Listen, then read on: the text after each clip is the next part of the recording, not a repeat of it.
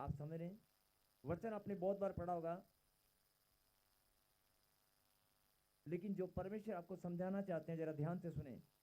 जिन्होंने उसकी ओर दृष्टि की, आपने परमेश्वर को पुकारा होगा, प्रार्थना की होगी, नाम लिया होगा, सिमरन किया होगा, लेकिन परमेश्वर चाहते हैं कि अगर तूने सच्चे मन से, सच्ची आत्मा से मेरी ओर देख भी लिया ना, बड़ी लंबी चौड़ी भक्ति करने की जरूरत नहीं है, बड़े लंबे उपवास प्रार्थना की जरूरत नहीं है। अगर तूने मेरी ओर सच्चे मन से देख भी लिया ना कि मेरा परमेश्वर, मेरा परमेश्वर, जैसे एक बच्चा माँ की ओर निहारता है,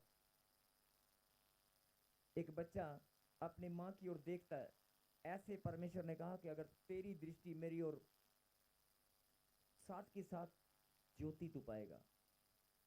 खाली तूने मेरी ओर देख भी लिया ना, तो मेरी ज्योति तेरे अंदर आएगी और अंधकार का नाश होगा और कभी तेरा मुंह काला ना होने पाएगा। अब एक और वचन पढ़ेंगे रोमियो 10 का 11, रोमियो 10 का 11।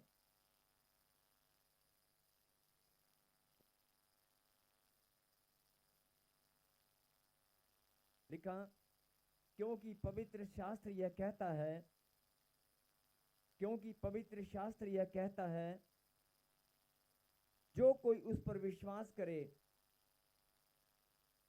जो कोई उस पर विश्वास करेगा वह लज्जित ना होगा। बोलो आमीन। जो कोई उस पर विश्वास करेगा वो लज्जित नहीं होगा। जो कोई उस पर विश्वास करेगा, परमेश्वर पर। आप ध्यान से सुने, पहले वचन में प्रभु ने क्या बताया कि अगर तूने मेरी ओर देख भी लिया ना, तो साथ के साथ तू ज्योति पाना, मतलब मेरे दर्शनों को पाएगा, संपूर्ण दर्शन होंगे, ज्योति तेरे अंदर आएगी। अगर तूने मेरी ओर दृष्टि की तो ज्योति तेरे अंदर आएगी। और एक दूसरे को हाथ लगाएं और कहीं जागते रहो।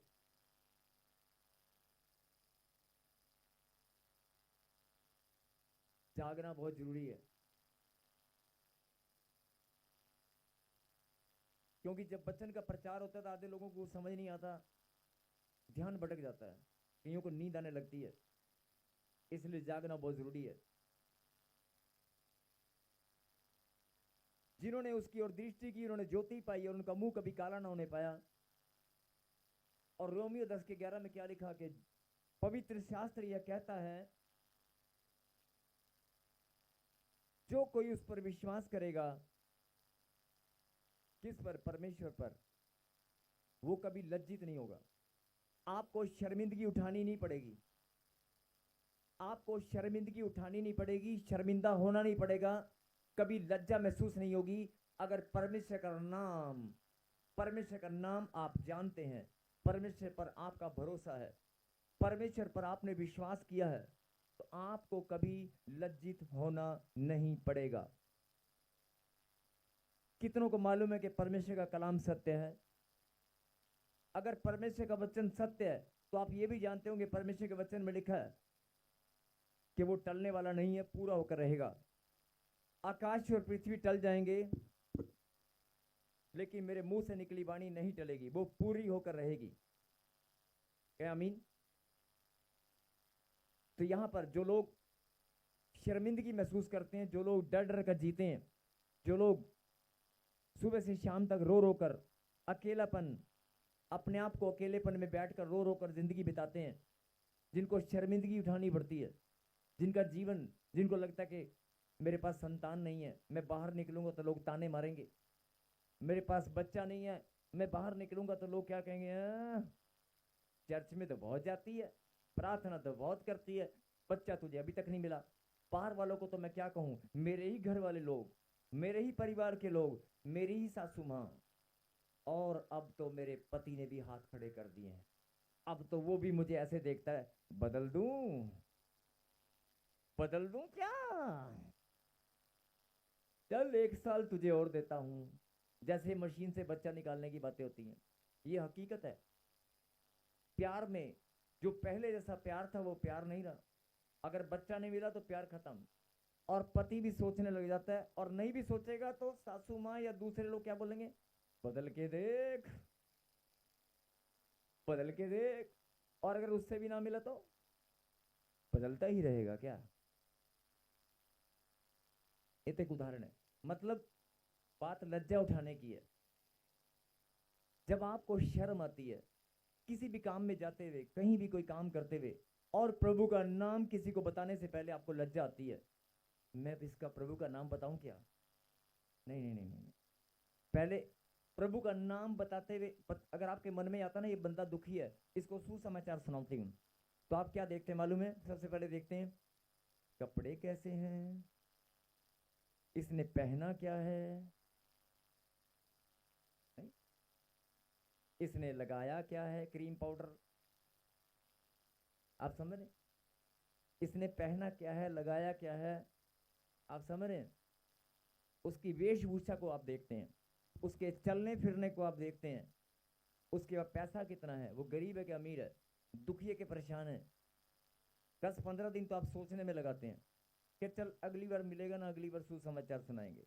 क्यों? आपको लगता है कि परमेश्वर ने उसके ऊपर दया नहीं की, अभी अभी मेरा मन नहीं है उसको सुसमाचार सुनाने का। लेकिन हकीकत यह है कि आपको शर्म आ रही है, हकीकत यह है कि आप शर्माते हैं। परमेश्वर यही बात समझाना चाहते हैं कि अगर तू मुझ पर भरोसा करेगा ना, तुझे कभी लज्जित होना नहीं पड़ेगा। किसी भी काम में, किसी भी काम को हाथ लगाने से पहले, कहीं भी जाने से पहले, मेरा सुसमाचार सुनाने से पहले कभी भी शर्मिंदगी उठानी नहीं पड़ेगी। भले ही तूने करोड़ों रुपए का कर्जा देना होगा, भले ही लोगों को तूने वायदा किया होगा मैं तेरा कर्जा चुकाऊंगा, तेरे पास देने के लिए कुछ नहीं है, लेकिन फिर भी मेरा कलाम सत्य है, तेरे जीवन में पूरा होकर रहेगा। तुझे शर्मिंदा होने नहीं दूंगा, मैं तुझे शर्मिंदा होने नहीं दूंगा। तू मेरी बेटी है, तू मेरा बेटा है, मैं तुझे शर्मिंदा होने नहीं दूंगा। बोलो आमीन। और लिखा जिन्होंने उसकी ओर दृष्टि की उन्होंने ज्योति पाई और उनका मुंह कभी काला ना होने पाया। काला ना होने पाया का मतलब है कि आपकी नामधराई नहीं होगी, आपकी बदनामी नहीं होगी, आपकी नामधराई नहीं होगी, आपकी बदनामी नहीं होगी। जो लोगों को डर लगता है, जो लोग डर डर कर जी रहे हैं, और कोई भी ऐसा इंसान नहीं है जिसने डर का अनुभव ना किया हो। बचपन से लेकर आज तक आप डरते ही आए हैं, बचपन से लेकर आज तक आप डर डर कर जी रहे हैं। परमेश्वर यही बताना चाहते हैं, मत डर, मत डर। मेरे कलाम में मैंने लिखा है तेरा मुंह कभी काला नहीं होने दूंगा, तुझे कभी लज्जा उठानी नहीं पड़ेगी, तुझे कभी शर्मिंदगी उठानी नहीं पड़ेगी, तेरी नामधराई मैं होने नहीं दूंगा, तेरी बदनामी मैं होने नहीं दूंगा, तेरी सहायता मैं करूंगा, तेरी रक्षा मैं करूंगा। अपने यशायाह 41:10 में लिखा है, पढ़ेंगे 41:10। हालेलुया। यशायाह 41 उसके 10 में लिखा, मत डर क्योंकि मत मैं तेरे। डर। अभी तक तूने जिंदगी बिताई है डर डर के, मत डर क्योंकि, बड़े बेटे, क्योंकि मैं तेरे संग हूँ, इधर उधर मत ताक, क्योंकि मैं तेरा परमेश्वर हूँ। मैं तुझे दृढ़ करूंगा और तेरी सहायता करूंगा, अपना धर्मी दाहिने हाथ से मैं तुझे संभाले रहूंगा। क्या हालेलुया। हालेलुया। जब आप वचन पढ़ते हैं आपको एक बार तो लगता है कि हाँ हाँ प्रभु ने कहा है मैं तेरी सहायता करूंगा, प्रभु ने कहा है मैं तुझे संभाल के रखूंगा, मैं तुझे दृढ़ करूंगा, मैं तुझसे प्यार करने वाला परमेश्वर हूँ, मैं तेरे संग संग चलूंगा।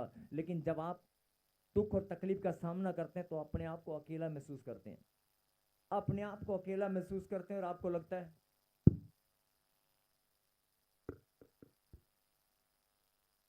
आपको लगता है कि मैं, जरा ध्यान से लाइन को सुनना, बहुत सारे लोग अकेलेपन से डरते हैं, डरते हैं कि नहीं? मैंने कहा बहुत सारे लोग अकेलेपन से डरते हैं कि नहीं? डरते हैं कि नहीं? बहुत सारे लोग अकेलापन महसूस करते हैं और डर लगता है कि अकेलापन कहीं मुझे खा ना जाए, या अकेलापन कहीं मेरे जीवन में स्थिर ना हो जाए। और बहुत सारे लोग इस बात से डरते हैं कि सचमुच में मैं अकेलापन कहीं मुझे कोई छोड़ के ना चला जाए। एक अकेलापन वो होता है जो इंसान अपने आप ही महसूस करता है कि मैं अकेला हूं, मेरा कोई नहीं है, और एक डर आपको बनाए रहता है। आप प्रभु में हैं, सब कुछ जानते हैं कि परमेश्वर परमेश्वर का हाथ हमारे ऊपर है, लेकिन फिर भी आपको डर लगा हुआ है कोई रिश्ता मेरा टूट ना जाए, कोई मुझे छोड़कर चला ना जाए, मेरा दोस्त, मेरा रिश्तेदार मेरे मुझसे मुंह ना मोड़ ले। ऐसे बहुत सारी बातें हैं जिनके कारण आपको डर लगता है। अकेलेपन से डर लगता है, अकेला होने से डर लगता है।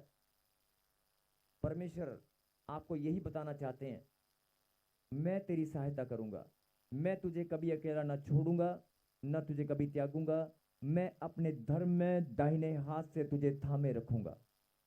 मत डर, मैं तेरे संग चलने वाला परमेश्वर हूं, इधर उधर मत ताक। जब आप इस वचन को पढ़ेंगे आपको बल मिलेगा, आपको सामर्थ्य महसूस होगी। लेकिन जब आप वचन पढ़ते हैं तो एक बार आपको लगता है कि नहीं, एक बार महसूस होता है, लेकिन जब परिस्थिति जीवन में उल्टी सीधी हो जाती है तो आपको वचन याद नहीं रहता है, आपको चिंता, डर और टेंशन आ जाती है, आप भूल जाते हैं, वचन याद नहीं आएगा। आपको वचन याद नहीं आएगा, आपको प्रॉब्लम दिखाई देगी, प्रॉब्लम बार बार याद आएगी, डॉक्टर की रिपोर्ट बार बार याद आएगी, डॉक्टर का फोन बार बार याद आएगा, डॉक्टर ने फोन पे बताया कि तू 3 महीने का मेहमान है, ये कभी बच्चा नहीं जनेगी, इसकी यूट्रस को निकालना पड़ेगा, इसके खून में इन्फेक्शन हो गई है, या इनका घर बैंक वालों ने नीलाम कर दिया है, नोटिस आ गया है। आपका ध्यान, आपकी नींद उड़ जाएगी। बोल हालेलुया। मेरे कहने का मतलब है कि परमेश्वर ने अपने बच्चों को जितनी भी आशीषें बनाई हैं वो सब किसके लिए हैं? जितनी भी ब्लेसिंग परमेश्वर ने रखी हैं अपने बच्चों के लिए रखी है कि नहीं? अगर माता पिता प्रॉपर्टी बनाते हैं, धन दौलत जोड़कर इकट्ठा करते हैं, तो किसके लिए करते हैं? इस कायनात में, सृष्टि में, इस कायनात और सृष्टि में जितनी भी ब्लेसिंग है, जितना भी धन दौलत मान सम्मान, सब किसके लिए? परमेश्वर की संतान के लिए। या तो आप संतान नहीं है, या आपको पता नहीं है, या अपने अधिकार को आप जान नहीं पाए हैं, और अगर जानते हैं तो फिर आपके अंदर अकेलापन नहीं होना चाहिए, फिर आपके अंदर शर्मिंदगी नहीं होनी चाहिए, फिर आपके जीवन में मायूसी नहीं होनी चाहिए। अगर परमेश्वर की आप संतान है और सारी ब्लेसिंग उसने अपने बच्चों के लिए रखी हैं,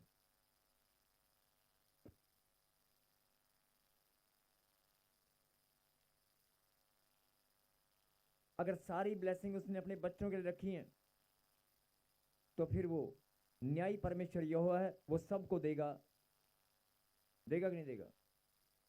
उसने वचन में वायदा किया है कि पक्षपात करना पाप है, तो वो खुद पक्षपात कैसे कर सकता है? कर सकता है।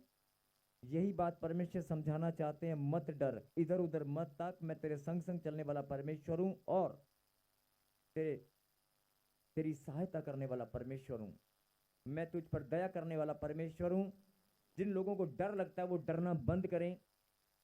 प्रभु ने वायदा किया है, अगर तू पवित्र शास्त्र को जानता है और तेरा भरोसा परमेश्वर पर है, तेरा भरोसा परमेश्वर है, तुझे कभी लज्जित होना नहीं पड़ेगा, कभी लज्जित होना नहीं पड़ेगा, कभी शर्मिंदगी उठानी नहीं पड़ेगी। मैं तुझे कभी शर्मिंदा होने नहीं दूंगा। यस आमीन। चाहे किसी का 1 रुपया देना है, चाहे किसी के 1 लाख देने हैं, चाहे 10 लाख देने हैं, लेकिन मैं तुझे शर्मिंदा होने नहीं दूंगा। ये मैं नहीं बोल रहा हूं, खुदा के कलाम में लिखा है। भले ही किसी ने कहा होगा तेरे पास संतान नहीं है, मकान नहीं, तो गरीब है, तुम अपने आप को छोटा, समाज में अपने आप को छोटा महसूस कर रहे होंगे, लेकिन प्रभु ने वायदा किया कि मैं तुझे कभी लज्जित होने नहीं दूंगा, मैं तुझे कभी लज्जित होने नहीं दूंगा। अभी थोड़ी देर पहले आपने कहा था कि परमेश्वर का कलाम सत्य है कि नहीं? और अभी थोड़ी देर पहले आपने कहा था कि परमेश्वर के मुंह से निकली वाणी टलने वाली नहीं है, वो पूरी होकर रहेगी। तो परमेश्वर ने आपके लिए वचन भेजा है, मैं तुझे कभी लज्जित होने नहीं दूंगा। आमीन। आज तेरे पास संतान नहीं है, मकान नहीं है, पैसा नहीं है, धन दौलत नहीं है, तेरी समाज में कोई इज्जत नहीं है, लेकिन तब भी मैं तेरे मस्तक ऊंचा करूंगा, तुझे कभी लज्जित होने नहीं दूंगा। जो लोग आज उंगलियां उठाते हैं, जो लोग आज उंगलियां उठाते हैं, जो लोग ताने मारते हैं, घर के, परिवार के, समाज के लोग, उन लोगों को वो लोग मेरी महिमा करेंगे, वही लोग मेरी महिमा करेंगे, वही लोग मेरी गवाही देंगे। अरे ये चाहे वो मुझे जान पाए या ना जान पाए, लेकिन मेरी महिमा करेंगे। मालूम है कैसे? वो मेरी महिमा करेंगे, गवाही देंगे। अरे ये बहन थी ना, ओ 10 साल से बच्चा नहीं था उसके पास, तेरे को पता है उनके घर एक काका हो गया है। वही लोग जो लोग नाम धराई करते हैं, जो लोग उंगलियां उठाते हैं, वो प्रभु के नाम को जाने या ना जाने, लेकिन एक दिन वही लोग खुदा की गवाही देंगे। यार बड़े कर्जे में था ये, पहले तो इसकी जिंदगी ऐसी थी, मरने वाला था, अब तो नवी गाड़ी लेके घूम रहा है, नवी गाड़ी लेके घूम रहा है। तो क्या हो रहा है, वही लोग जो जलते थे, सड़ते थे, जो शर्मिंदा होने के लिए आपको दबाते थे, जिनसे आपको शर्मिंदगी महसूस होने की डर बना रहता था, वही लोग आपके जीवन में गवाहियां देंगे। बोल हालेलुया। और जिनको विश्वास है कि प्रभु का कलाम सत्य है, तो प्रभु ने आपके लिए वचन भेजा है, मैं तुझे कभी लज्जित होने नहीं दूंगा। सबको जय मसीह की। मैं जतिन बब्बर और आप देख रहे हैं मसीह परिवार चैनल। जैसे कि आप सब जानते हैं कि मैं इस चैनल पे प्रभु के अलग अलग दासों की वीडियोस डालता हूं, तो अगर आपको हमारा चैनल अच्छा लगता है तो आप इस चैनल को ज़्यादा से ज़्यादा सब्सक्राइब जरूर करें, ताकि आप प्रभु के वचन को सुन सके। वीडियोस को ज़्यादा से ज़्यादा शेयर करें, ताकि जिन लोगों तक वचन नहीं पहुंचा उन तक भी वचन पहुंच सके। सबको जय मसीह की। एक बार मैं आपसे दोबारा कहूँगा कि इस चैनल को सब्सक्राइब जरूर करें और वीडियोस को ज़्यादा से ज़्यादा शेयर करें। जय मसीह की।